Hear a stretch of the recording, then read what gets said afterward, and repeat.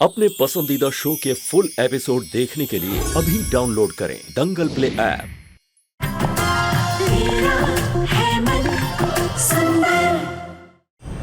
ये ID card आपकी गाड़ी में से मिला। ठीक है, थैंक यू। ये तो जूही की आईडी है, मुझे तो बहुत सुनाती रहती है और खुद एक नंबर की लापरवाह है। एक काम करता हूँ, इसे ना कॉल करके बताता हूँ। नहीं, मुझे ना उससे बात ही नहीं करनी है, इरिटेटिंग लड़की। रूही भाभी को ही दे देता हूँ आईडी, वही दे देंगी उसको।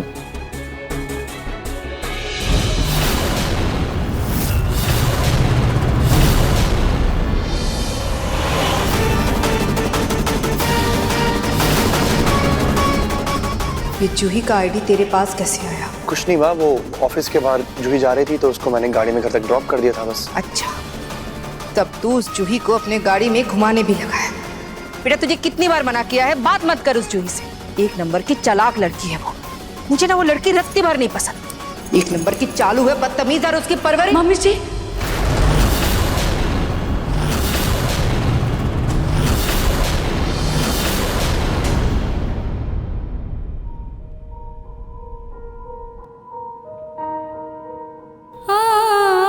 मम्मी जी, अगर आप मुझसे नाराज हैं तो मैं आपसे 100 क्या 1000 बार भी माफी मांगने के लिए तैयार हूँ, लेकिन आप प्लीज अपनी नाराजगी मेरी बहन जूही पर मत निकालिए। आप जैसा सोच रही हैं जूही वैसी नहीं है। हाँ, उसमें थोड़ा बचपना है, लेकिन वो बहुत अच्छी और साफ दिल की है। और मेरी मम्मी की परवरिश पर तो खुद भगवान भी सवाल नहीं उठा सकते। किसका दिल साफ है और किसका नहीं, मुझे मत सिखाओ। मम्मी जी, हो सकता है कि जूही समर भैया के साथ उनके कार में बैठी होगी, लेकिन उसकी जरूर कोई वजह होगी। वाह रूही वाह, अपनी बहन के लिए तुम अपनी सास से जबान लड़ाओगी? नहीं दादी जी, मैं जबान नहीं लड़ा रही, मैं बस उनको समझाने की कोशिश कर रही हूँ कि मेरी बहन जूही को गलत ना समझे। चुप, एकदम चुप रहो। तुम दोनों बहनें एक नंबर की चालबाज हो। एक तो इस घर में आ ही गई है और दूसरी इस घर में अपनी जगह बनाने के लिए बहाने ढूंढ रही है। सोनी बिल्कुल सही है। सोनी को पूरा हक है कि वो ये तय करे कि उसका बेटा किससे बात करेगा या नहीं करेगा। दादी जी, मम्मी जी का समर भैया पर पूरा हक है, लेकिन मैं बस इतना कहना चाहती हूँ कि जैसा आप लोग मेरी बहन के बारे में सोच रहे हैं वो वैसी नहीं है। हाँ, थोड़ी नादान है, छोटी छोटी चीजों पर गुस्सा करती है, लेकिन उसके संस्कार ऐसे नहीं है। फिर भी अगर आप लोगों को लगता है कि मेरी बहन से कोई गलती हुई है तो उसकी तरफ से मैं आप सबसे माफी मांगती हूँ। संस्कारों की बात तो तुम मत ही करो। तुम्हारी दादी, तुम्हारी माँ, तुम सबके संस्कार एक जैसे हैं। अमीर लड़कों को फांसना बस। दादी आप क्या? दादी जी, पहले तुम्हारी मम्मी ने तुम्हारे पापा को फंसाया और जब तुम्हारा परिवार गरीब हो गया तो तुम्हारी दादी ने दोनों पोतियों को लगा दिया अमीर लड़कों को फंसाने के लिए। दादी जी प्लीज ऐसा मत कहिए। मुझे अपनी मम्मी के दिए गए संस्कारों पर गर्व है। मेरी मम्मी ने हमेशा रिश्तों को बनाना और उसको निभाना सिखाया। आपको जो भी बोलना है आप लोग मुझे बोल लीजिए प्लीज, पर प्लीज मेरे परिवार पर मेरा गुस्सा मत निकालिए। वाह जी वाह, एक तो तुम्हारी बहन ने जानबूझकर अपना आईडी समर के गाड़ी में गिराया ताकि उससे दोबारा बात करने का बहाना मिल जाए। नहीं नहीं दादी जी, लेकिन अब ना रहेगा पास, ना बचेगी बांसुरी।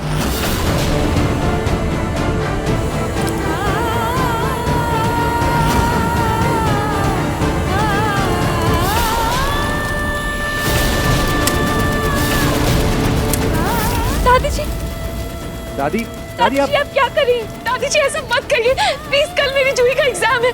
दादी जी उसको आईडी की जरूरत पड़ सकती है, आप प्लीज ऐसा मत कीजिए। दादी जी, दादी ये क्या कर रही हैं आप? क्या ये सब दादी?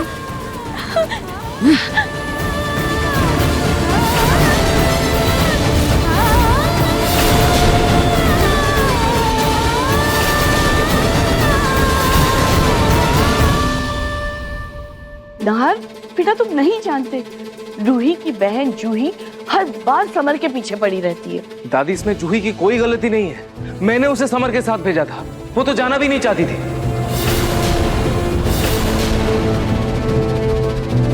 हाँ दादी, भैया बिल्कुल सही कह रहे हैं। भैया ने मुझे कहा था कि उसको घर तक ड्रॉप कर दे, तभी वो मेरी गाड़ी में आकर बैठी, खुद थोड़ी आई थी वो।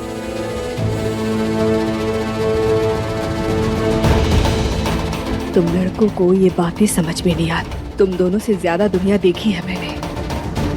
उड़ती चिड़िया की पर गिन लेती हूँ मैं। लोगों की बुरी नीयत छुपी नहीं है मुझसे। पर छोटी माँ, जूही एक कॉलेज स्टूडेंट है, इस तरह किसी का आईडी जलाना सही है क्या? रूही ने जितना मेरा दिल दुखाया है, उसके आगे ये आईडी कार्ड का चलना कोई बड़ी बात नहीं है।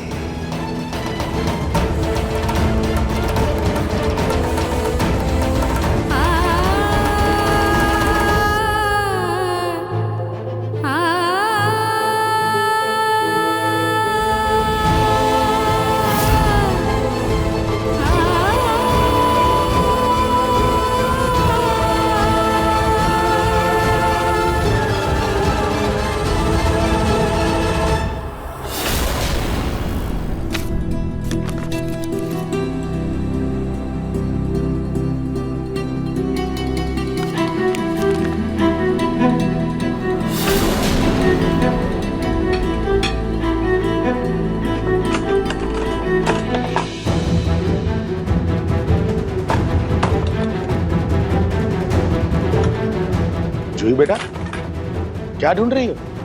आईडी कार्ड के बारे में बताया तो बहुत डांट पड़ेगी।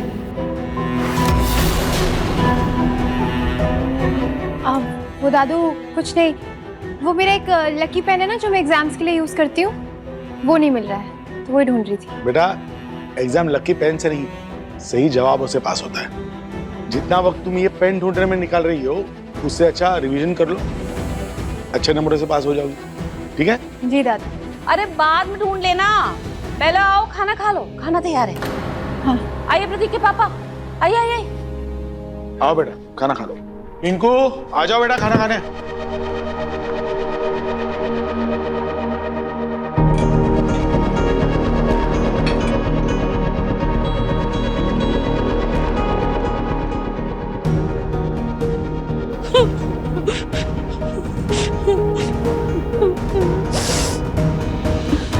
दादी क्या हुआ आपको? सोचा था जल्दी इस घर में बच्चों की किलकारियां गूंजेंगी, लेकिन इस पलक ने तो हमारे सारे अरमानों पर पानी फेर दिया।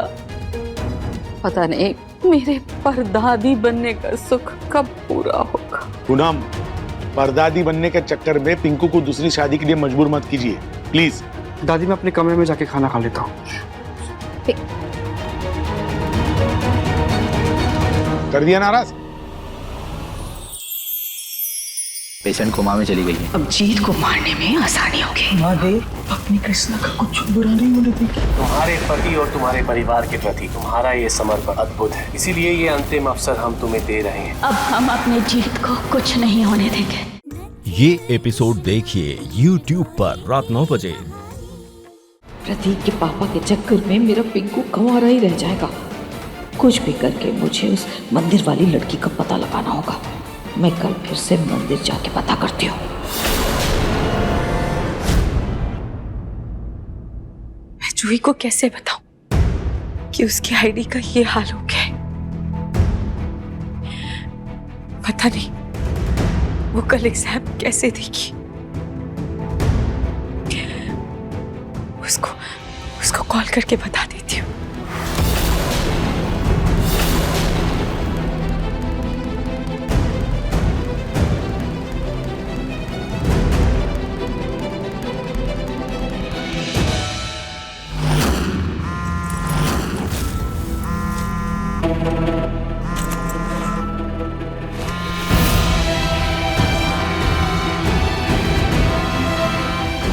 मेरी आईडी गई तो गई कहाँ?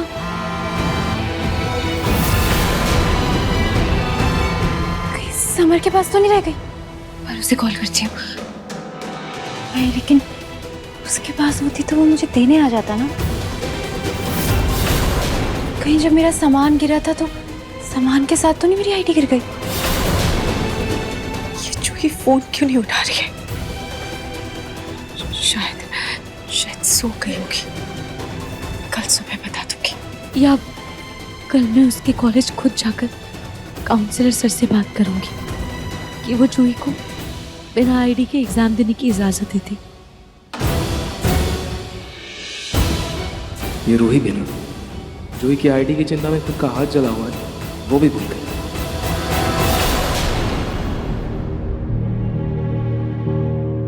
नाहर जी, क्या हुआ नाहर जी? आपको कुछ चाहिए क्या? हाँ, वो मैं चार्जर ढूंढ रहा था। चार्जर? अब नाहर जी, चार्जर तो यहीं टेबल के ऊपर ही रखा है। हाँ, थैंक्स।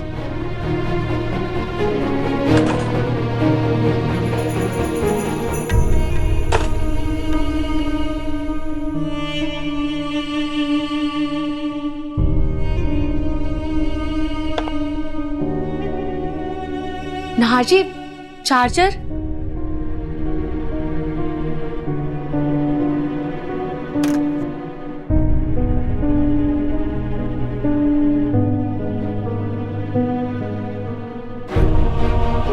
नाहर जी चार्जर लेने आए थे या वो ये क्रीम देने आए थे? नाहर जी नाराज हैं, पर फिर भी उनको मेरी परवाह है।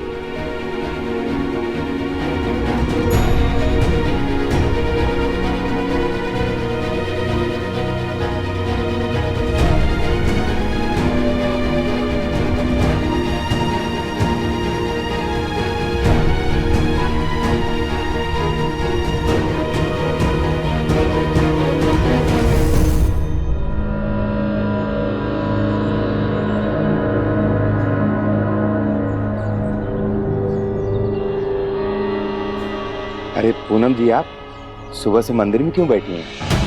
मैं ये पाठ पूरा करके ही जाऊंगी पंडित जी। अति उत्तम विचार, कीजिए।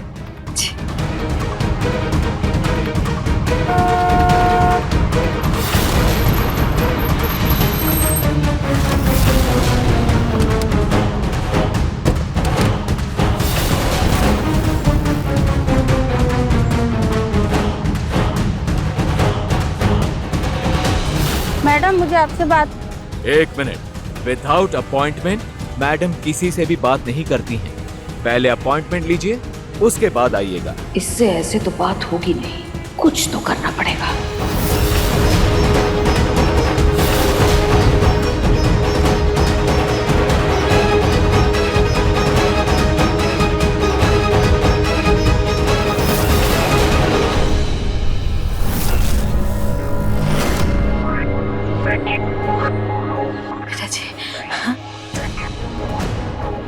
माता जी, आप तो इतनी हट्टी कट्टी लगती हैं, अच्छे घर से भी लगती हैं।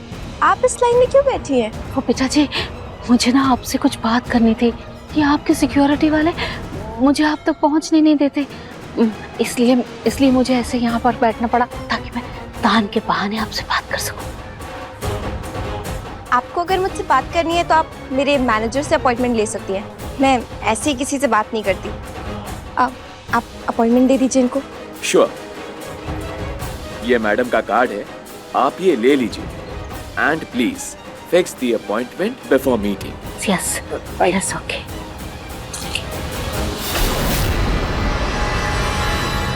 मलिष्का मल्होत्रा,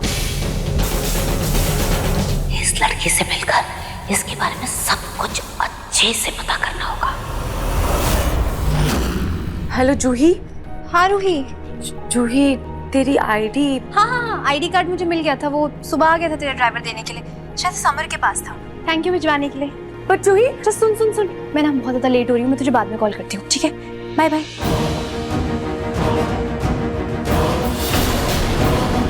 जूही को आईडी कार्ड कैसे मिला? उसका आईडी कार्ड मेरे पास है, फिर उसको आईडी कार्ड किसने भिजवाया?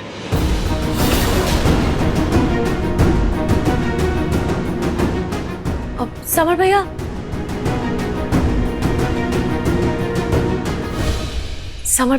जूही का आईडी आपने भिजवाया क्या? नहीं तो आईडी तो जल गई थी ना।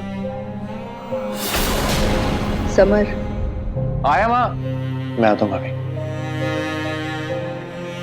कहीं नाहरजी ने तो नहीं भिजवाया?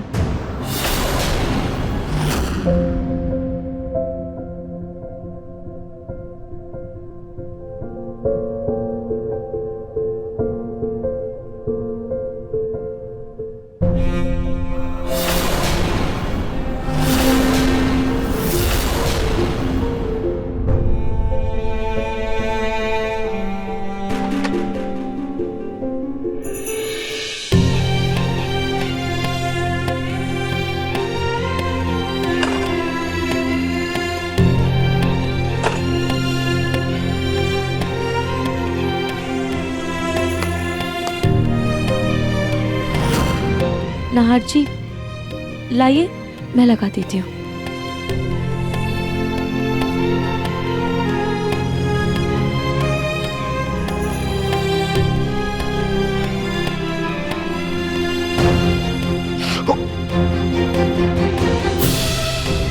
नाहरजी आपको लगी तो नहीं? नाहरजी दीजिए। मैं कर लूंगा।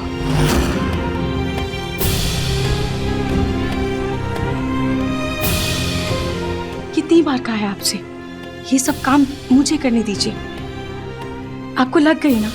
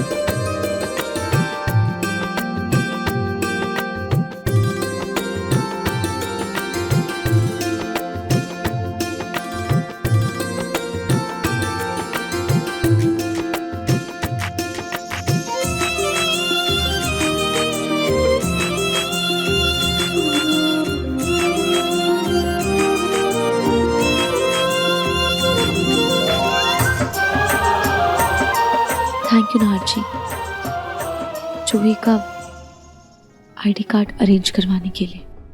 मुझे पता है वो आपने ही करवाया है।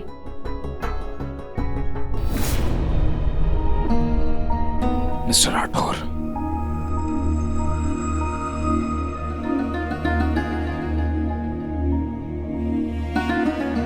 हेलो मिस्टर राठौर, मैं नाहर गोयनका बोल रहा हूँ। जी सॉरी इतनी रात को डिस्टर्ब किया आपको, वो कुछ जरूरी काम था आपसे। जी नार जी बताइए। जी आपके कॉलेज में मेरी एक रिश्तेदार पढ़ती है, उसी सिलसिले में बात करनी थी।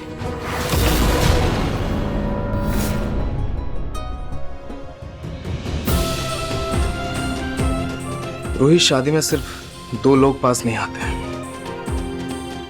दो परिवार पास आते हैं। जैसे मैं तुम्हारे परिवार का ख्याल रखता हूँ, मैं चाहता हूँ कि वैसे ही तुम मेरे परिवार का ख्याल रखो, ना कि उन्हें दुख पहुंचाओ।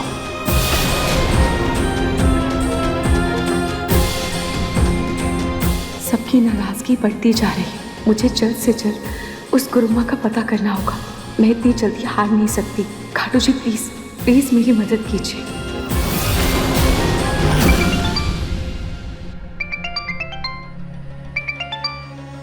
अननोन नंबर से कौन कॉल कर रहा है?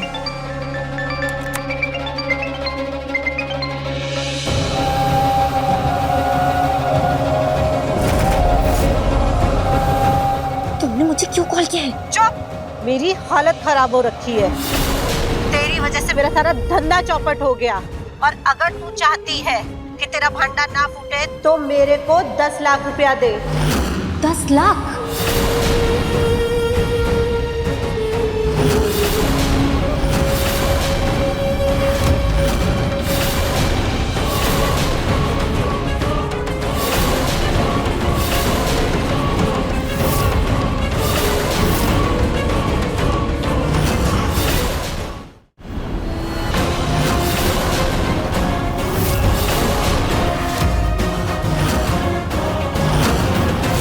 ओ गॉड, कहीं रूही ने सब सुन तो नहीं लिया? इसने नाहर को बता दिया तो? नहीं, नाहर को पता चला तो वो कभी नहीं होगा जो मैं चाहती हूँ। अग्नि, तुम 10 लाख के बारे में किससे बात कर रही थी? सब ठीक है ना? थैंक गॉड इसने पूरी बात नहीं सुनी। कुछ नहीं, वो मेरी एक दोस्त है, उसका तलाक हो रहा है और पता है उसे 10 लाख रुपए मिल रहे हैं। खैर चलो अच्छा ही, अब कम से कम शांति से रहेगी। पर अग्नि, तुम्हारी दोस्त तलाक क्यों ले रही है और तुमने उसे समझाया क्यों नहीं? इस पे समझाना क्या है? मतलब दोनों की ना आपस में एकदम नहीं बनती है, दोनों एक दूसरे से एकदम अलग है, जैसे ईस्ट और वेस्ट। ऐसे में तो मुझे लगता है कि तलाक ही सबसे बेस्ट ऑप्शन है। अग्नि, वैसे मुझे बोलना तो नहीं चाहिए, लेकिन तलाक कभी बेस्ट ऑप्शन नहीं होता। पति पत्नी के रिश्ते की खासियत ही यही है, दो अलग लोग, दो अलग परिवार, दो अलग परवरिश, अलग शख्सियत जुड़कर एक परफेक्ट रिश्ता बनाते हैं और एक दूसरे की कमियों को पूरा करते हैं। मेरी मम्मी हमेशा कहती थी कि हाथ की दोनों उंगलियों के बीच की जगह इसलिए होती है क्योंकि आपका जीवन साथी उस हाथ को थामकर आपकी कमी को पूरा करता है। अग्नि, अपने दोस्त से कहना कि एक बार फिर से सोच ले। रिश्ते तोड़ना आसान है, निभाना नहीं, और रिश्ते निभाए जाते हैं, तोड़े नहीं जाते। इसलिए अपने दोस्त से कहना कि वो अपने रिश्ते को एक दूसरा मौका ज़रूर दे, क्योंकि पति पत्नी से पवित्र रिश्ता कोई नहीं होता।